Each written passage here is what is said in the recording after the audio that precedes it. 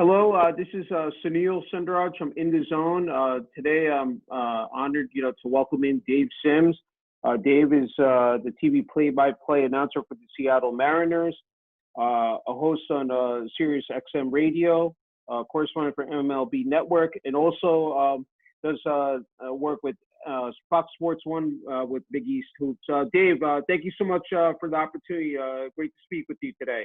You bet. Thanks for reaching out. Appreciate it. Good to see you. Dave, let's first start. With 2020, unprecedented year.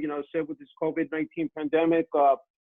Said broadcasting the Mariners games, and I know we talked, beforehand also about you also with NFL as well. Is that correct? You also do work, Well, I did like 18 years doing the NFL. I did NFL Sunday afternoons and Sunday nights. I did that for 18 years. Okay. Also did the tournament for them as well. So I don't have to worry. I'm getting older. I don't have to worry about the NFL right now. So it's all baseball and this Mariners team back to the playoffs. Yeah. Hey, you said, Dave, entering your 15th year. Said with broadcasting Mariners games. Can you talk about that journey and just what it said? How that is going and what that has meant to you personally. Well, it's been everything. It's probably the best. I've had some great jobs, and this is a lifelong dream. I mean, I've been a baseball fan as long as I can remember. And, growing up in Philly, Philly's, primo sports town. And, if you're not into sports in Philly, man, you're missing a lot. And, I was lucky. My father was a huge sports fan, involved in sports his whole life. And then he used to take me to Fairmount Park in Philly. For his Philadelphia mate, the 30th Street Post Office, which employed just thousands of guys and great athletes.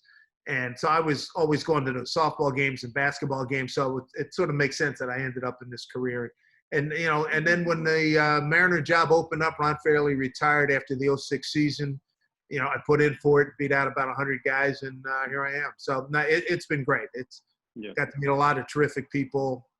I've had some really good moments on the air, radio, and TV, and it really is living a dream. Yeah. Any memorable moments, in your 15 years that have stuck out to you, the most here, Dave, with the Mariners? Yeah, well, let's see. August 15, 2012, Felix Hernandez throws a perfect game. On April 21st, same year, Philip Umber threw a perfect game against the Mariners at our ballpark, and I was doing that game on Fox. It was a B-net game, and I only got that game because the Rangers made the playoffs and Kenny Albert couldn't make it. So they said, hey, can you do the game? I said, heck yeah. And I wound up calling it a perfect game, which is freaking amazing. And then I think it was 2016, game 161 on a Saturday night. We're in contention. We're playing the A's. Nelson Cruz hit a home run to tie it in the seventh. It was a back-and-forth game, one of the most exciting games I've ever been around in any sport. We wound up losing the game and got eliminated from the playoffs that night.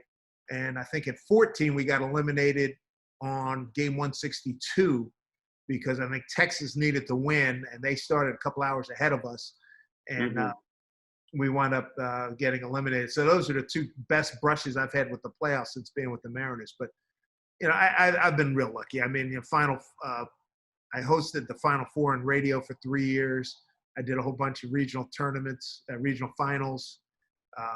I did one with Louisville. They beat Rick Pitino beat Billy Donovan.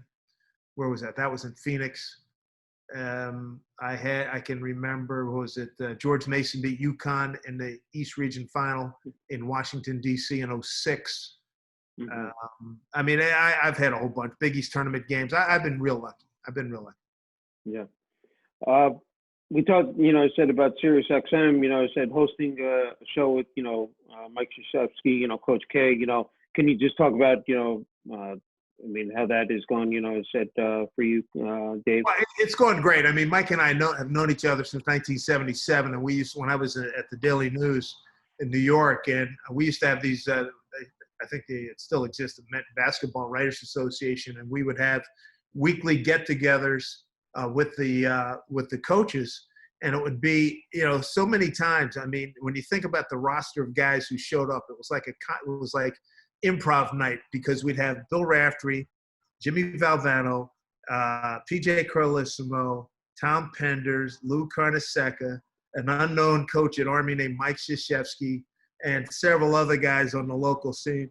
And we'd have the local writers there, and you'd come out, you wanted to go in there, and you'd have a good meal, have some laughs, get notes, quotes, and anecdotes. And that's where I met Mike. And then when, the way technology is going, satellite radio came to the fore, and XM at the time, well before the merger.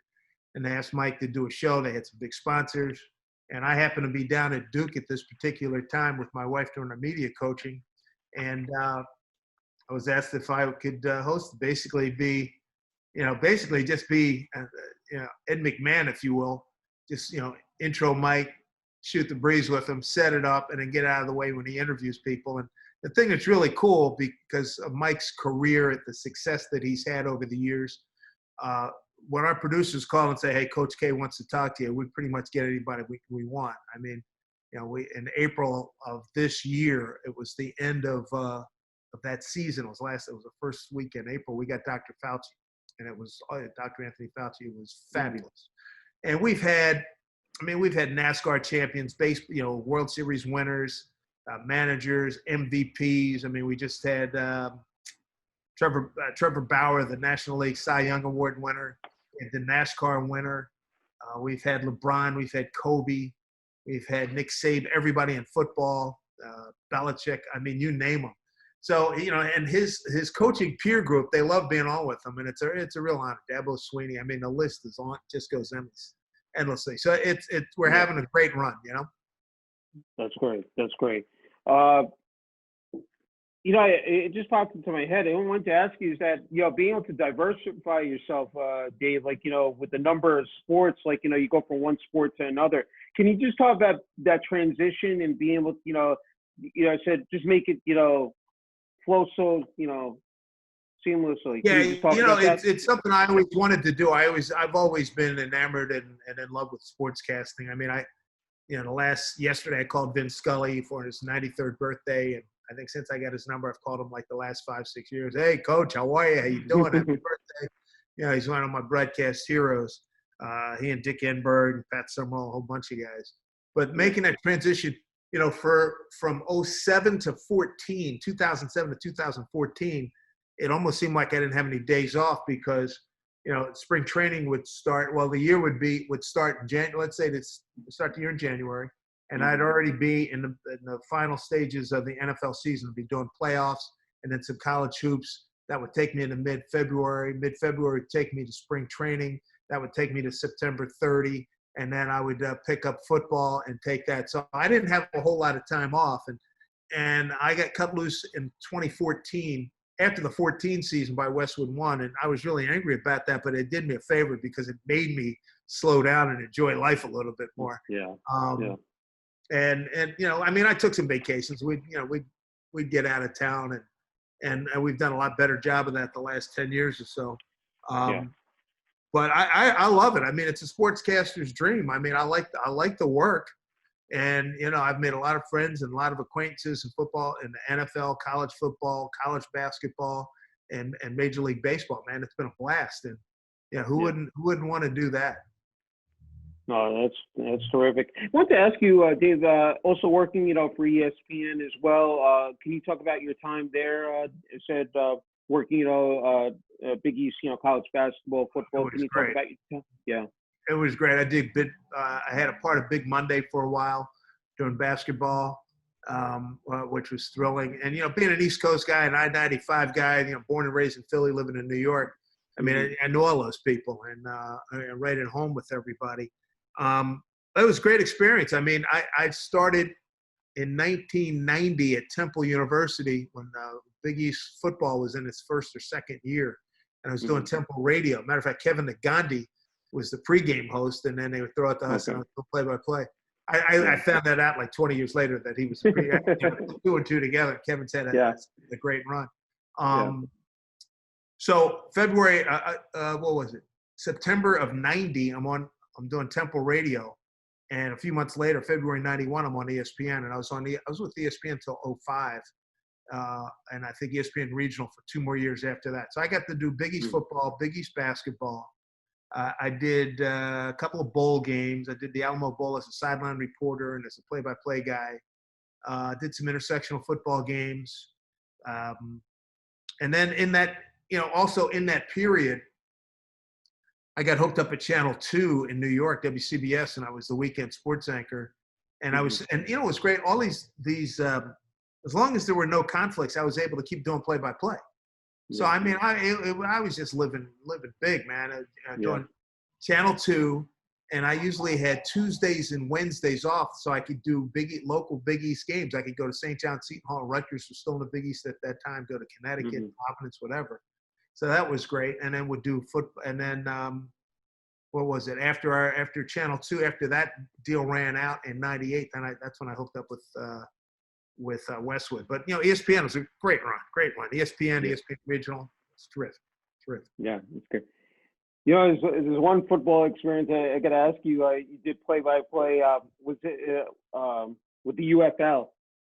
In '09. Yeah, Doug Flutie, Cordell Stewart, Anita Marks. Can you talk about that experience? Yeah, that was a lot of fun. That was a lot of fun. We had, they had some folks that had some money. They threw it together, tried to start another league. They asked me to do it. I would never do it again. I'll tell you why. It was a great experience, but in terms of the work, it was insane because I think the season started in mid-September, and I had to step away from a couple of Mariner games. They were really good, and they let me do it. And then there was October games on Wednesday or Thursday, and then I would do my Westwood One NFL game on the weekend. So, I mean, I was racking up mileage like you can't believe. It was a lot of fun working with Doug. I'm a very self-motivated, competitive person, and Doug Flutie probably lapped me 3 times. He's unbelievable. He's and he and Cordell and Anita, we all hit it off immediately, which was terrific. It's a shame the league didn't. The NFL's such a powerhouse. So I mean, if you're going to try to beat them, good luck. But it was a great experience. Met a lot of good people. I got to meet, who else did I meet? I met Denny Green along the way. I wound up later doing a football game with him. Matter of fact, I did the first game that the Saints had after Katrina was with Dennis Green. And that was when, what's his name? Steve, he's got ALS now. Steve Gleason blocked the punt. Steve Gleason, And it was like being in with that place, the noise was such, it's like I was in the back, standing in the back of a 747 engine. It was so loud. It might be the loudest crowd I've ever been in. Yeah, UFL was good. The quality of football wasn't great, but hey man, it was more experience, it's more reps, calling games on TV, and get to travel the country, continue to travel the country and work with some good people. Yeah, and he also did preseason play-by-play also for the Tampa Bay Buccaneers, for 6 years. I had to ask you about that, Dave. Yeah, that was great. Worked with Ron Jaworski, Beasley Reese, to name a couple, and that was a good crew. We became a very tight crew down there, and I'd love to know. I don't remember if anybody told me what our ratings were, but I I do remember somebody saying we had among the highest ratings, local ratings of a preseason NFL game, and we had all bells and whistles, man. It was good. The only thing, it was like the first quarter and a half was terrific, and then you wind up vamping the rest of the game because you're getting all these guys that most of them were never heard from again. But it was a great experience. I did one season at the Eagles. It was T.O.'s first year. I think it was 2005. Yeah, they went to the Super Bowl that year. I did that with Jaws as well. I mean, Jaws became a good friend, and he's one of the great businessmen we have in the country. And it's hard to believe he's still not on ESPN, but I enjoyed those moments. Yeah, man. When he was doing the broadcast, for especially Sunday nights, I enjoyed that. Yeah. Big enthusiasm. I love his energy, and it was right the way I like to do it. And he was always informed. He always talked to people. He knew what was going on. So, I've worked with a lot of really good people. Yeah, he did a tremendous job being with the Arena Football, league as well. Yeah, that was yeah. I did what did the New Jersey? What the hell did they call them? The something dogs.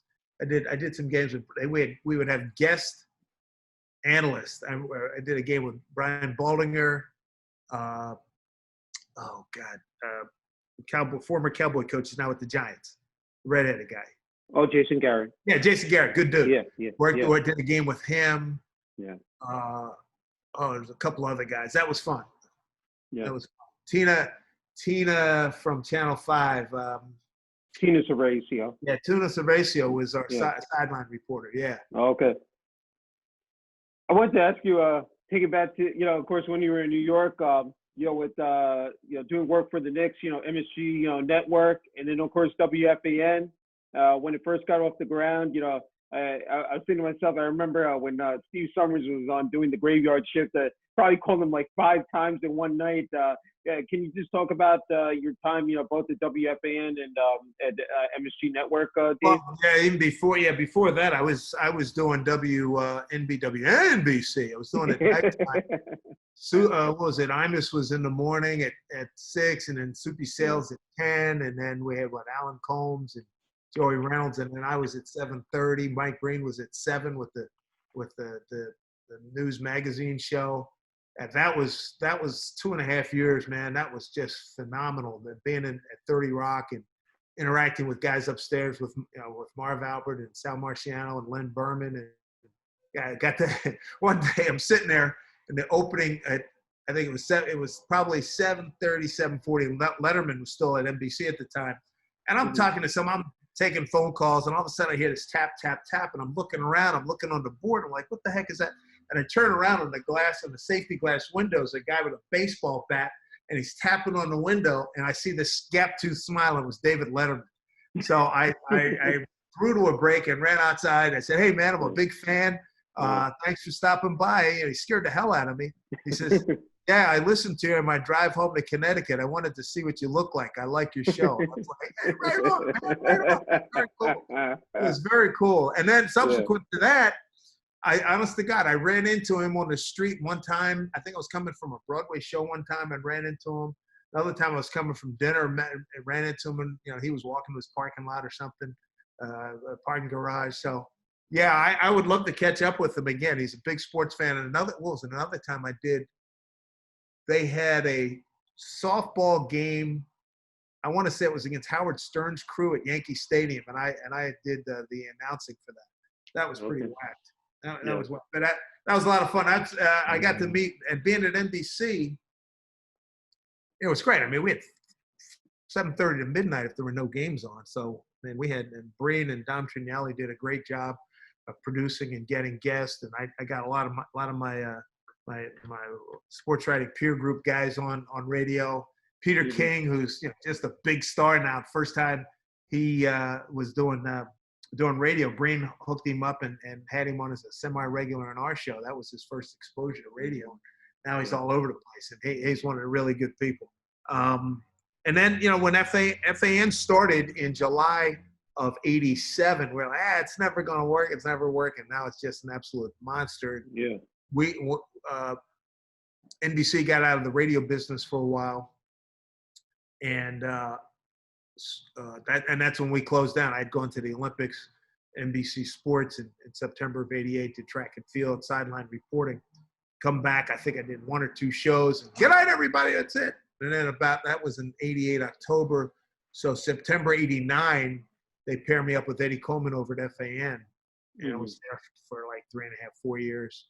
And we did well. I mean, that 10-2, 10-1 spot is not a big, huge money maker, but ratings wise, we did well. And then they wanted to make a change, and I wanted to get the Jets play-by-play job because I knew they were getting the Jets. That didn't work out. Hey, no complaints. Everything's worked out real well. That was a lot of fun. Eddie Coleman's one of the great guys, one of the great broadcasters, and as a good friend, and we had a lot of laughs. and talked to a lot of people. I mean, and we enjoyed talking to the local guys, the D3 guys if there was a story, the D2 guys if there was a story, in addition to all the national stuff that was, which is a layup. That's shooting fish in a barrel. That's great. And said, you were there at the MSG Network, 5 years, 5, 6 years? No. WNBC was 88, 86, 88. And then NBC Sports, I did the Olympics in '88, Oh, can And you talk about that experience? Yeah. was phenomenal. That was the Ben Johnson Olympics, if you will. Mm-hmm. And I remember being rousted out of my bed and phone call from the producer like 3 a.m.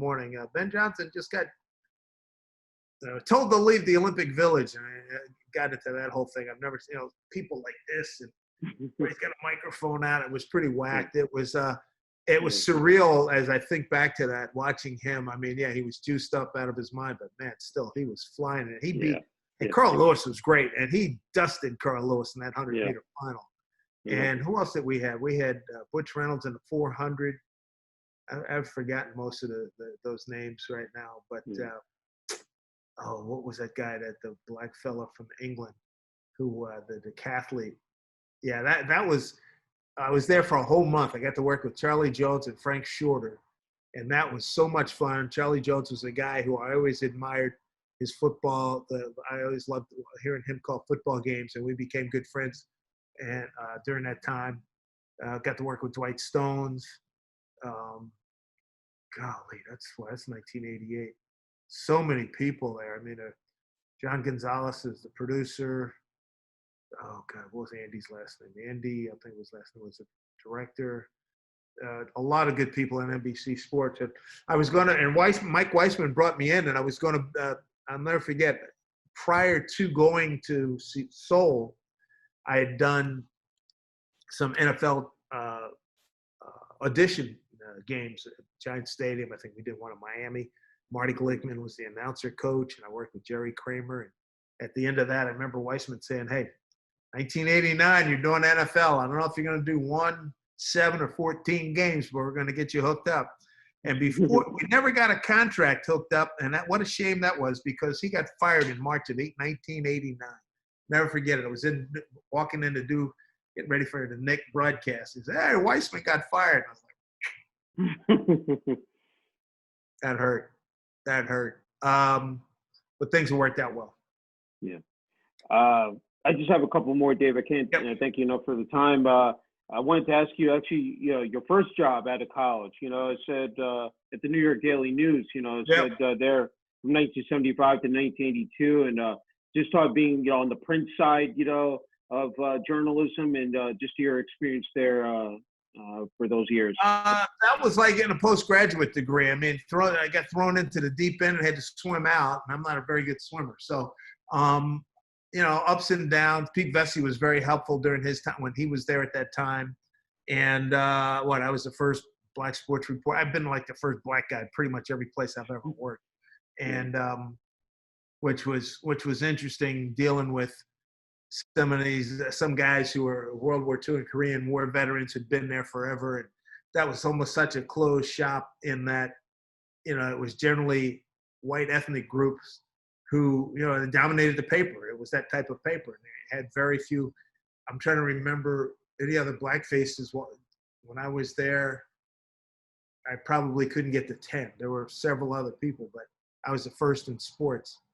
And I enjoyed it, but I always hit and I'm telling you, I learned so much. And, the pressure of writing on deadline, I was never good at takeout pieces, and that wasn't my thing anyway. And the tabloid nature of the paper really suited me. 500, 600 words, get in, get out, doesn't have to be long to be good, tell a story. And got to be around Dick Young, what did I cover? I covered college sports, college basketball, and on the lower end, I did a lot of Kings Point football, Columbia football, and then local basketball, St. Francis, St. John's, some of the D3, a lot of CUNY conference stuff. Did some sidebar work on the Cosmos with Pele, and those guys were still there. Did a little bit of copy editing. I was never fond of that. I always knew I wanted to get into broadcasting, but I look back at that as, it's not a master's degree, but I feel like I have one because I had so many ups and downs and so many varied experiences that it really proved to be worthwhile. So from that point, because I was looking at your background, that you were able to move into as a sports anchor at is it Satellite Sports Channel? Yeah, Satellite News Channel. Satellite News Okay. Channel was an ABC Westinghouse venture. It lasted 16 months. I was there the final 12 months. The first 4 months, Charlie Neal was there, and then Channel 2 cherry-picked him. He was a black guy. Charlie's still around. Charlie's got to be 75. He's still working. So yeah, they had to get another face of color in there, and I had finished as a runner-up, and I was one of how many sportscasters? Me, Dan Carney, Jim Brinson, Larry Sacknoff, Paul Guanzon, so 6 of us. And yeah, that was good. That was a great experience. And from there, I went back to Philly. I commuted to Philly and did NBC Philly at KYW, then NBC at CBS now. And I did that, and then the United Stations Radio Network. I don't even know if that still exists, but that's where I met Keith Olbermann, John Madden, Dick Clark, and Nick Verbitsky owned that outlet. And that was the last gig I got before I got the WNBC radio job in '86. Mm-hmm. I wanted to just, I guess, ask you about, since you did bring up, diversity, I said, now, it said here in 2020, the progress that has been made, do you see it? It's like, you've had, as said, a distinguished career, David, sports broadcasting in the journalism field. Can you just talk about that? It's way better than it was, I'll tell you. I think organizations, at least print, it appears, now I've been away from the print scene for a while, but it seems like in print and like in sports departments are a lot less afraid to have more than one black guy or person of color in there, or now women. Mm-hmm. So that diversity is better. On my end of work, I'm the only black guy is a full-time TV announcer in Major League Baseball, maybe only the 5th or 6th all time, which is pretty amazing. Yeah. It's better, and it's still got a ways to go. Women are getting a better shake right now. I hope that I don't get around to a lot of colleges in terms of talking to journalism students or that kind of thing, but I'd like to think there are more people of color involved in schools. At least I sure as heck hope so. And it's just better. We still got ways to go. When I interned at the Inquirer in 1973, holy Toledo, I can remember walking around looking into the newsroom. I can think of the late great Asel Moore was the first black guy I remember seeing there. There weren't very many. There's a few other, Jerry Mondesire, a few other guys. It was like 2 or 3. I was the only one in sports. It's better, but we got a long way to go. Yeah. The opportunities, of course, for high school, college students is just so much better. They, especially with social media and different platforms they have available. Because when you were while attending Bethany College, said you worked, not only on the college newspaper but also TV station as well. Is that correct, Dave? Well, I worked. We did radio, and I did. Okay. At one point, I was the sports director in sports. I was a sports director of the radio station, sports editor of the newspaper for about 1.5 years, 2 years. The back end of my time there, and I enjoyed it. And that's what led. And then I was just. I'll never forget once. I remember it was March of '73, and during spring break, and I interned. I had an interview to be an intern at the Inquirer, and I was one of 14 kids from around the country who got that hookup, and then it went really well for me. And Tim Kelly, the sports editor, I remember he came to me in August before I was going back to school, and he said, "Listen, we're not having this national program again next year, but we'd love to have you back in sports if you want to come back." I said, "Hell yeah, absolutely." so I went back for a second year, and then they hired me right out of when I graduated. And then again, the diversity and the lack thereof, the word got out that I was pretty good at what I did. And I think Mike Wilbon, I don't even know if Wilbon was out of Northwestern at that time, but I know Larry Whiteside was of the black sports writers. He was the most renowned. He was up at the Boston Globe. in August of '75, I had offers from the New York Daily News, the Chicago Daily News, and the Enquirer in Philly. And I always wanted to, New York being the media capital of the world. My mother said, "Hey, you don't know what's going to happen when you're 35, you're 22. Take it now." And that's what I did. I was smart move. I had a smart mom. I want to talk about, I said your achievements. You've been recognized. I see the trophy, award in the back. If you want to, bring it to the forefront from the National Sports Media Association, hold that up. If you want to talk about that. Well, this was great. I mean, I've been nominated now 4 consecutive years, and I won it in 18. I won it in 19, and obviously because of the pandemic, there was no ceremony down in Carolina again. I was going to go, and then I found out recently that I'm nominated again. So I got a chance for a three-peat. It means a lot when you have your peer group salute you like that. So I'm very appreciative. Yeah, what does it mean to be part of that association with so many, terrific, journalists, print, broadcast? Can you just talk about that, Dave? I look at the people who have come before me who were part of this group when it was the National Sports Writers and Sportscasters Club. I think that was the name. Anyway, I mean, giants in the industry. I mean, during my lifetime, guys I looked up to, and who, when I look at the pictures of previous get-togethers and banquets and award ceremonies. And, to be, to have my picture in there now with those cats, man, that's unbelievable. And it makes me feel good because I can remember, as a kid, Brett, I would be, we'd have our dice baseball games, or we'd have our little electric football games, and I'd be doing play-by-play on that. And it all paid off, Yeah. I wanted to end it, usually I do is, with family, just to support your, husband, father, grandfather. I mean, just can you talk about, it's, as you said, especially in sports, you never have a day off, it said now you have more time, as you said, they've indicated, but can you just talk about that? I know that, I don't know if you want to discuss, I was just doing, my research that you did have a health issue, but just if you want to talk about the support from your family, Dave. Yeah, and my family's been unbelievable. I mean, I was fortunate enough to beat prostate cancer in it'll be 5 years. So January 2016 was on Dr. King's birthday when I had the operation. So all's good, knock wood. And my wife Abby, we're married 37 years, 38. Holy Christ, 38 years. Our oldest son Jared's 37. Our youngest is 33. Jordan. We got 2 granddaughters. And my parents who have since passed, and my mother-in-law's still around. She's 90 and still going strong down in Florida. The family has been unbelievably supportive through thick and thin. They've been great. I was totally motivated by my mom and dad and my father. My parents are Depression and World War II babies, if you will, and they lived to see the Civil Rights Bill signed and. Things get better.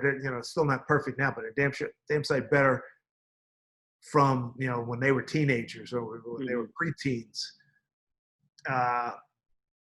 And I can remember my father telling me stories about how he hated the Phillies because they gave Jackie Robinson so much grief, as detailed in the movie 42. And what you saw in that movie only just scratched the surface. Yeah. I remember asking Richie Ashburn about that. He said, "Yeah, we were under orders to spike, kick, cuss, and do everything to Jackie Robinson." And I remember Whitey said, and the more we did, he said, the more he stuck it up our ass. And we went into the manager and said, "You need to call this thing off. He's freaking killing us." If you look up the numbers, it bears that out. I'll never forget that. That was in I asked Whitey that in 1984. He came down to do, I think, NBC had the World Series, and we had him come down to KYW to do some pregame stuff. And I said, I sort of pulled him to the side. I said, "Wait, I got to ask you." He says, "I was there, saw it all. Yeah, it wasn't good." He said, "That was a man's man right there, boy." Jackie Robinson. That's why, I mean, I wear this cap pretty much all the time. I mean, it's a trademark. I wear it on before I sweat them all out, and they're nice and royal blue. I wear it with my blue blazer. And on my golden white days when I'm on TV, so that's my story, man. It's I've been blessed beyond words, and I like to give back to I've heard from so many young sportscasters, and recently starting to hear from a lot of young black sportscasters, which means a lot to me. And I've got guys calling me for advice and critiquing tapes and all that kind of stuff. And I could open up a whole business. Maybe I'll do that if and when I retire. To do that kind of stuff, I really enjoy it. Yeah. There was a time there up at Fordham. I was asked to come up and do radio workshops, as had just about every play-by-play guy in New York City. Yeah. But a lot of guys that I've worked with, Ryan Rucco's done really well, Mike Yam. I interviewed Mike Yam, Spiro Ditas. Yeah, good dude. WFUV. Yeah. But Mike Yam, Rucco, and then, oh, God, dog, what's the guy? There's a guy at Pitt that I helped out. Anyway. Yeah, I enjoy that. I enjoy that work, and it for me it's really a give back, and because I think back to the time when I was I wanted to be a sportscaster. I didn't have that kind of resource, and there certainly wasn't anybody black doing it. I mean, the first black guy I saw doing sports was Bill White after he retired from baseball in 1969, 70-ish. So yeah, it means a lot to me. Yeah, so you talking about advice, what advice you would have, for, aspiring journalists, whether they're in college, or, even, a couple of years in or whatever, just, especially in this day and age, right now it's real tough. I mean, the economy sucks and you got the pandemic, but under normal circumstances, hey man, be a professional, try to stay as positive as possible. Work your practice before you start presenting stuff. Practice, as the old commercial went. And be dedicated. Show up early, leave late, and ask questions. And if there's somebody that's in your organization that's been around, a veteran person, pick their brain. And when you're with your peers, I mean, ask questions. And curiosity, I tell you what, it's amazing how much you can learn from talking to other people. And that's why, I have such, reverence for, late Dick Enberg, for Vince Scully, Charlie Jones. I used to ask him a lot of questions. Guys that are older than I am who have been play-by-play guys a lot longer, Brad Sham, people like that, been very helpful. So I've made, I've gotten a nice little network of people around the country, Terrific. Hey, Dave, can't thank you enough for this incredible opportunity to interview you. Class act, and I said, wishing you continued success, and again, thank you so much. Appreciate it, man. Hey.